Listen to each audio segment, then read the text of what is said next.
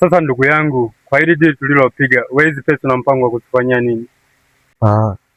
Mimi nataka nibadilishe maisha ya nyumbani, jenge nyumba nzuri, ninunue video, makonchi, yaani papendeze pale kama Ulaya. Na wewe unataka kuzifanyia nini? Mimi hizi pesa nataka ziwe za kwangu peke yangu. Kwa maana hiyo wewe unataka kuniachia hizi hela. Kwa nini? Naogopa mbele tukija kujulikana hizi pesa tulikozitoa utanitaja, hapo mimi maisha yangu yatakuwa hatarini. Naogopa nishafanya kazi sana na watu wa hivyo, hapo mwisho wa siku walikuja kunigeuka.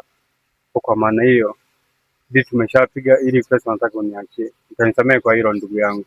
Mimi siwezi kufanya hivyo aisee. Hizi pesa siwezi kukuachia hata mara moja. Unataka kufanya nini sasa? Ishi. Utanisamehe kwa hilo ndugu yangu.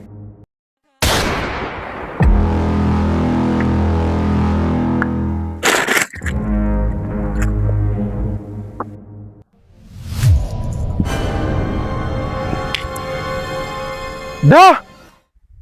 Lazima nilipe kisasi kwa yoyote aliyehusika kudhulumu nafsi isiyokuwa na hatia.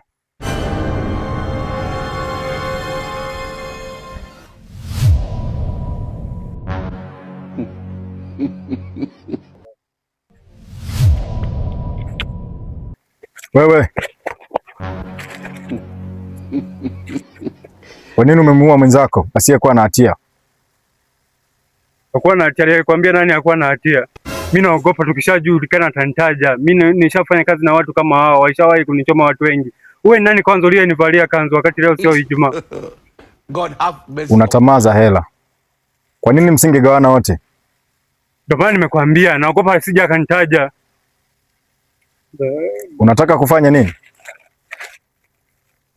Basi yangu iko wapi?